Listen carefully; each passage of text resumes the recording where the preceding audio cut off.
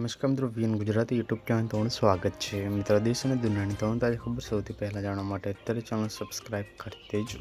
મિત્રો, ખૂબ જ મોટી ખબર સામે આવી રહી છે અંબાલાલ પટેલને લઈ. મોટા સમાચાર, અંબાલાલ પટેલની ડરાવની આગાહી સામે આવી. શું છે મામલો આજના વિડીયોમાં જણાવશું. વિડીયોમાં સુધી બના રહેજો.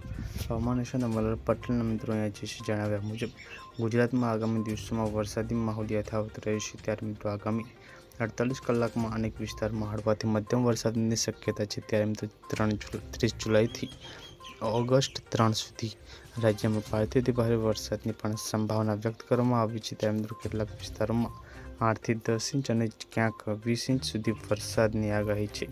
ખાસ કરીને 2 અને 3 ઓગસ્ટે ભારે વરસાદની શક્યતા સેવાઈ રહી છે.